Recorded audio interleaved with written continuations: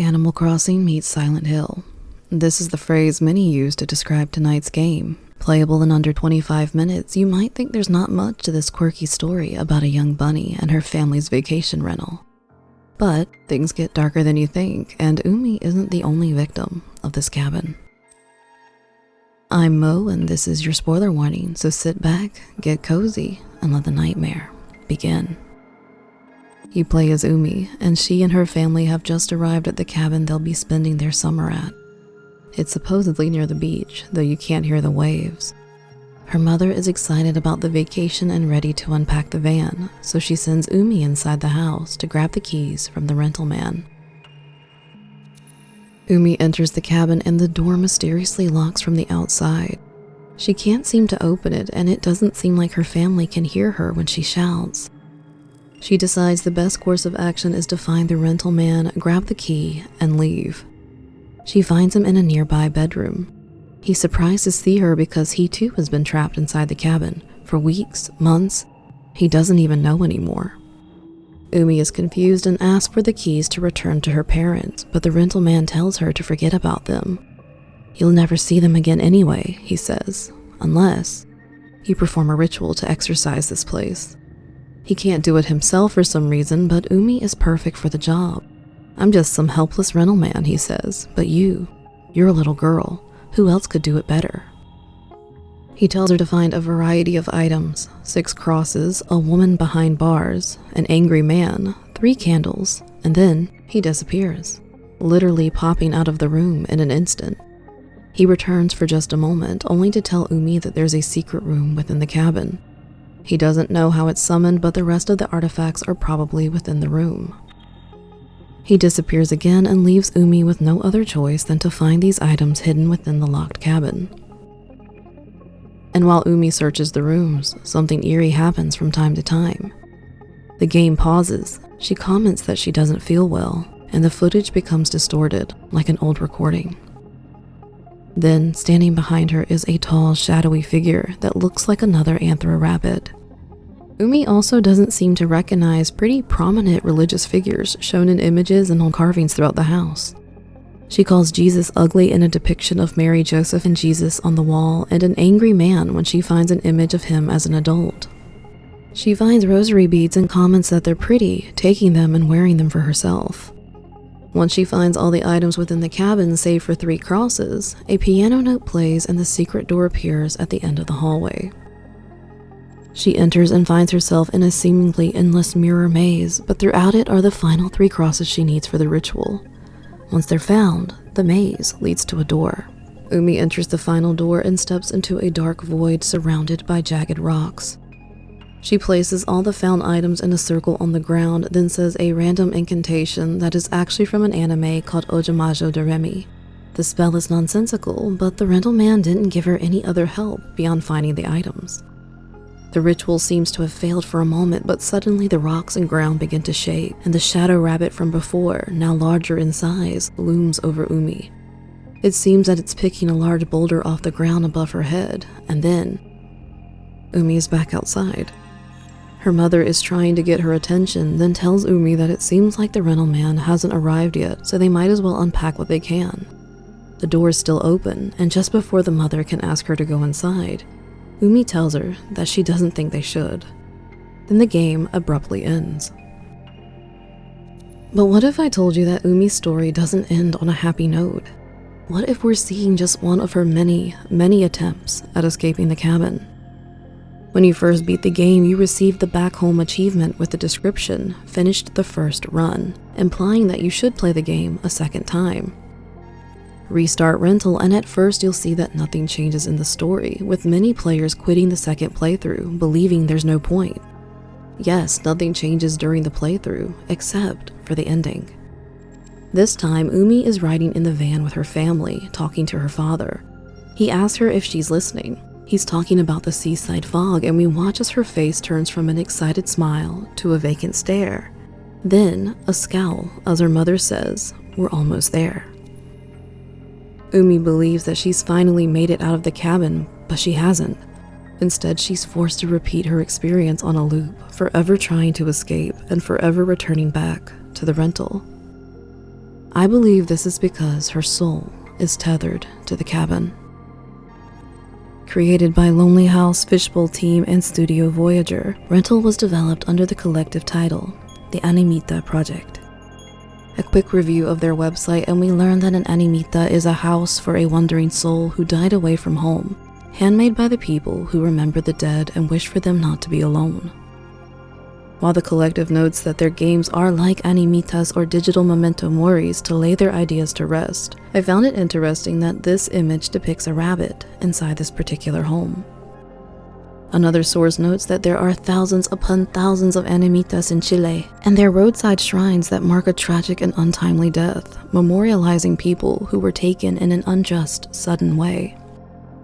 It's a place where the soul of the dead may linger and still be reached. They're used for grieving, to process a loss, but they're also a place to pray to their lost loved ones, to offer up a prayer to God on their behalf. So what if someone built an animita, not to commune with God, but someone else? And what if this sacrilege resulted in a restless soul in a literal lonely house, yearning for more? Someone built this cabin to house the soul of the shadowy rabbit who died in the same or a nearby location, and my guess is that they were murdered. The dark void where the jagged rocks lay a look back in time to the place where they were crushed, just as the shadow seems to do to Umi. Their killer builds the cabin to trap the soul, and maybe as a way to communicate with the devil. But who is the killer, the shadow rabbit, and what's Umi's place in all of this? For that, my friends, we have to look beyond Umi's story, because after all, it's only a game. The lore of Rental extends beyond the game itself. Purchase the supporter zine, which you definitely should, to show the developers some love.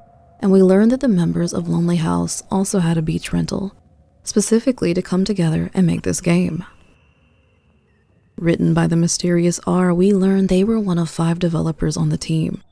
But if you look at the end credits of Rental, only 4 developers are listed. This is because R's soul becomes trapped in the cabin, similar to Umi in the game.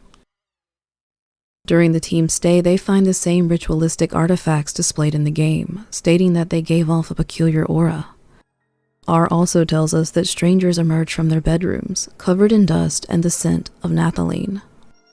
Creepy visitors aside, Umi references this event in a roundabout way when she mentions a cabinet in the room as a good place to hide in.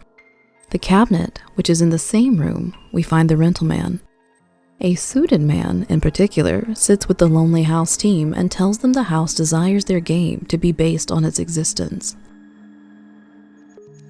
As they completed the game over a week, they began to become more and more oblivious to R until they could no longer hear or see them. Even R's belongings disappeared from the house except for a towel left on the rocky outcrop, and R doubts that their team even remembers who they are now. R says the game isn't something they like to think about because sometimes images of the game feel more like memories from their point of view. And that's because they are. Though the Lonely House team can no longer see, hear, or remember R, perhaps they were influenced by their presence in the house itself to base many of the events within the game off of R's experiences and the house's intentions. Umi is just a game character, yes, but she represents R and what happened to them. They're both trapped in the house, left behind, and stuck in a perpetual loop of trying to escape. Umi's family represents the rest of the Lonely House team that were spared, and the suited man from R's story is more than likely the rental man. The same within the game, but also the one responsible for luring tenants to the cabin. Could the rental man also be the one who constructed the cabin in the first place, who killed the first soul? Upon meeting Umi, he says he's been there for months too, that he's also trapped. Yet Umi finds clothes in one of the closets that are similar to what her dad would wear, as if another tenant is already staying there. He can teleport, popping in and out of the room, but where does he go? I don't think the rental man is stuck in the house at all, but can enter and leave the cabin as he pleases, bringing more souls to fill the house's desire. In the game, he also seems to make the ritual up as he goes, and this is because there is no ritual, or at least not in the way we think. He wants Umi to collect the artifacts, to touch and interact with them, and to find the secret door. But that's all. The first item Umi finds is a crucifix, but it seems when she picks it up, she has removed Jesus from the cross. Throughout her search, she also makes questionable comments and choices about other religious items in the house, again calling Mary random, Jesus ugly, and wearing someone else's rosary beads without permission as a fashion statement instead of for spiritual devotion. Once she finds the room with the rocks, she places all of these seemingly spiritual items on the floor. To me, all of this seems like a form of sacrilege and disrespect of the holy, kind of the opposite of performing an exorcism. Umi even makes up a nonsensical incantation as if performing spell work, further condemning her soul. By interacting with these items that I believe are actually cursed, not holy, and essentially disrespecting the figures and religion they represent, Umi is performing an anti-exorcism, if you will, drawing out the power of the house to lead her to the secret door and eventually, the final room. Doing all of this awakens the first soul who is responsible for finalizing the victim's fate by crushing them with a boulder. As I suggested this happened to them during their death, this tethers the victim's soul to the house forever. And the worst part of it all is, unless the rental man returns, I think Umi, or R rather, is forced to spend their eternity completely alone.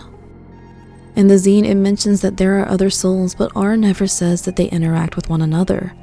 And in the game, Umi doesn't realize the shadow rabbit is ever there, watching her. This is why the footage is distorted, to show us the player, but to keep his presence hidden from Umi. She also fails to react at the end when the rabbit looms over her, lifting the boulder above her head. Umi never sees any of the other strangers, and when she enters the labyrinth for the first time, it's easy to think that someone else is there until she gets closer to the mirrors. There's this illusion of companionship for just a moment before the realization hits and Umi/R is back to an isolated existence. The rental man has probably lured countless families and friends to the cabin, taking one person each time, removing them from their loved ones' memories and feeding the house their soul. The pull and power of the artifacts and the rental man's cunning nature all but seal the most naive person's fate each time.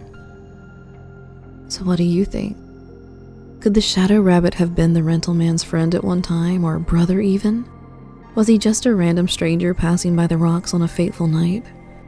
And if you purchased the zine, are there any other clues you think we should talk about? I'd love to hear your thoughts in the comments below. Thank you so much for watching. Here's another one of my videos. Sleep tight, and may your nightmares be strangely cozy.